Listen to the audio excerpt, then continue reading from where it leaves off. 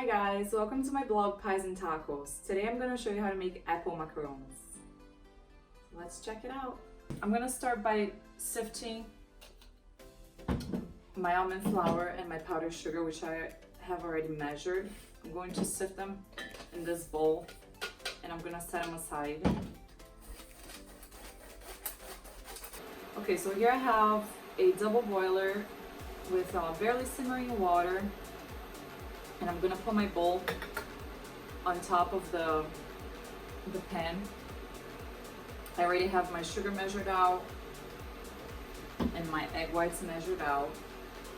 Then I'm gonna whisk this for about 1 or 2 minutes until the sugar is melted.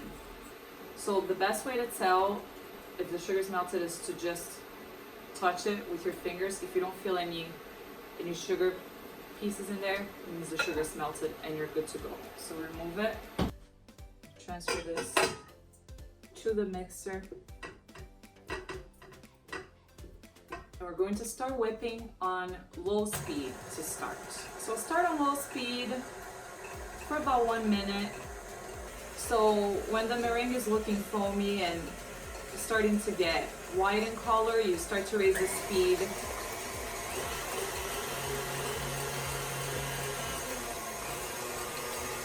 Now whip it on medium for about 2 more minutes. So when you see that the whisk is leaving some streak marks on the meringue, it's time to up the speed to high.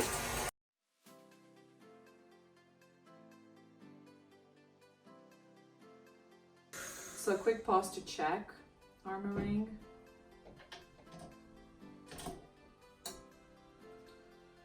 So this is definitely not ready. You see, if it's bending to the side, it's not ready. Keep on whipping it.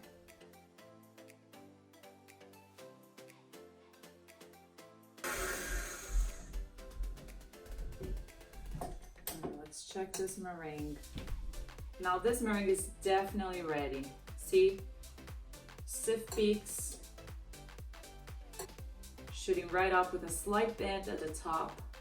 Not bending to the side. If your meringue is bending to the side, you need to keep on whipping it.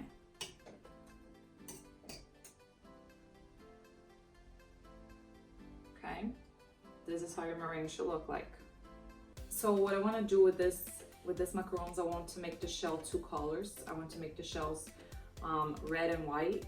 So I'm going to start out by adding the dry ingredients to the meringue, the sifted almond flour and powdered sugar.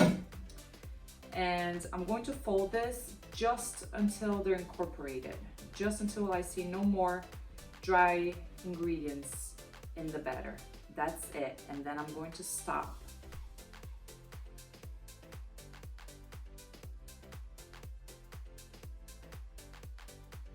Okay, so now that I see no more dry ingredients, I've stopped folding the batter and I'm going to divide the batter into these 2 different bowls. So I'm going to put half of the batter in this bowl over here. So one batter is going to be white and the other batter is going to be red.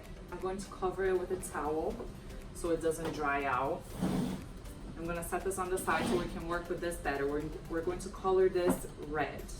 So I'm going to add some red food coloring. I'm going to add just a little touch of pink. And now I'm going to fold this until the batter is ready to be piped. So let's check out the color first to see if we need to adjust or add a little bit more red. I'm going to add some more red food coloring.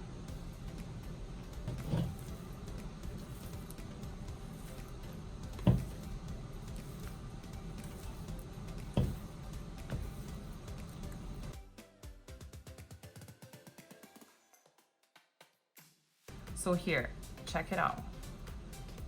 Pick up some batter. The batter is flowing very effortlessly off the spatula and it just won't stop flowing. You see that?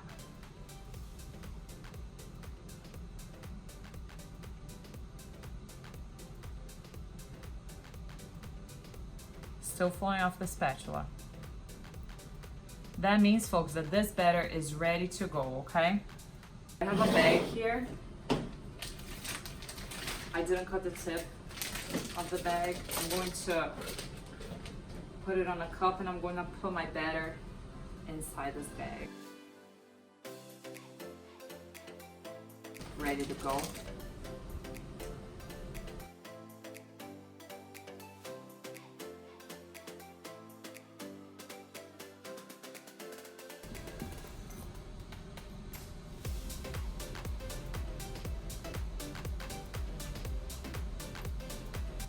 See, this batter is not ready yet. It's flowing off too slowly off the spatula and it stops flowing. So this batter needs to be folded a little bit longer.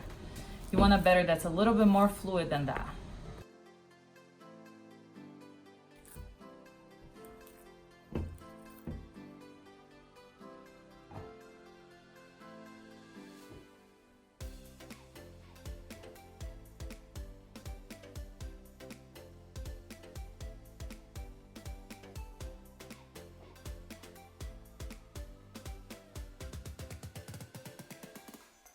So, you know, that's more like it.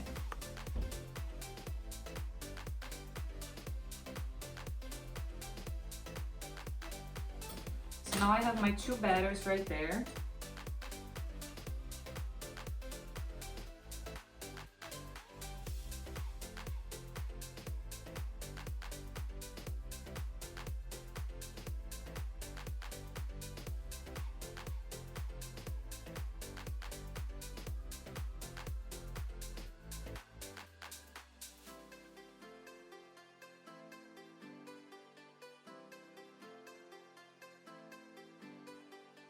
So as soon as you're done piping the macarons, you want to slam the trays really hard against the counter, like this. I'm actually gonna go do that on my wooden table over there. But make sure you slam it really hard against the counter so you can release the air bubbles that are trapped in the batter. After you pipe the batter, check your macarons and see if you see any air bubbles. If you see some air bubbles, you can use a toothpick to help pop them. Okay, now we're gonna let the macaron shells rest and dry.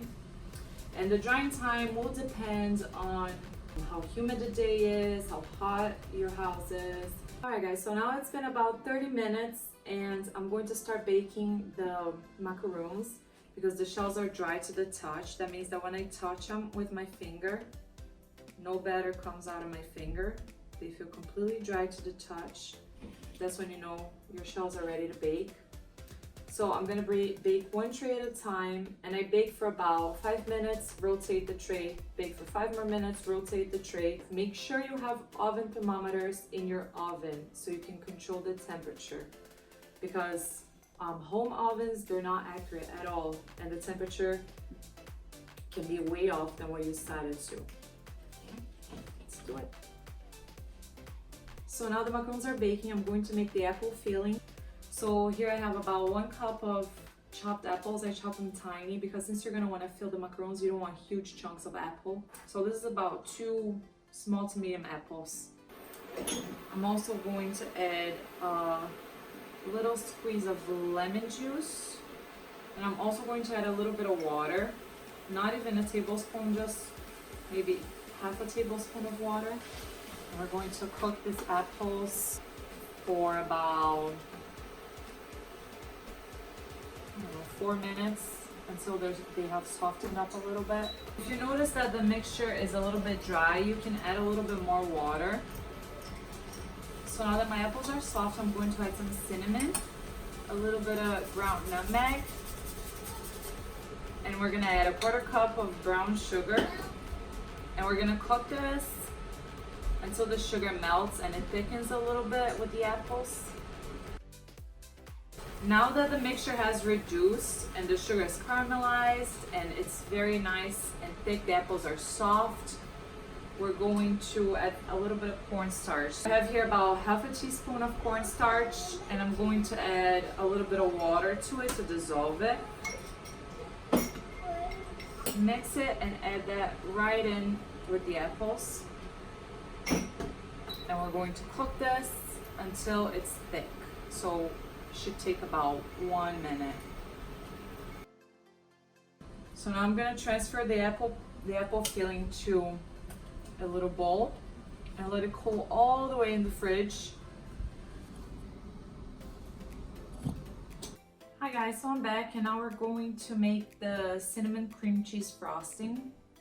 So we're gonna need 3 ounces of cream cheese, 1.5 ounces of butter, and we're going to cream this until nice and fluffy.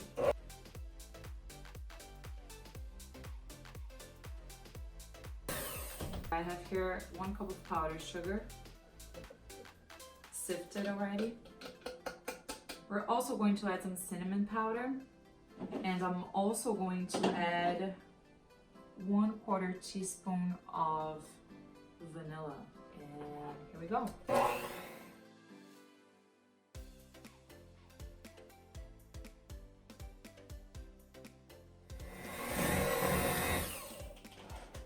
So I feel like this consistency is just perfect. It's not too runny and not too dry. If you feel like the frosting is a bit too stiff, you can add a tiny bit of water or milk to thin it out. And if you feel like the frosting is too runny, you can always add a little bit more sifted powdered sugar to make it stiffer. So here I have my piping bag with a small round tip. It's a 12 Wilton. And I'm going to put my frosting in this piping bag.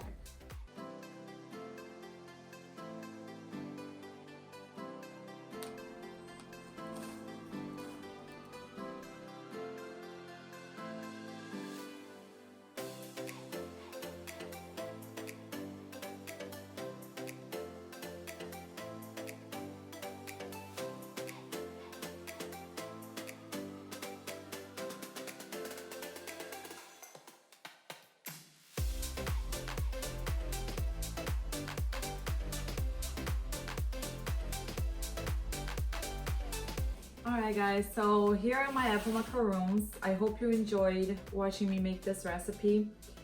And go to my blog post and go to my blog, Pies and Tacos, to check out many tips on how to make macarons. And I hope you have a good day.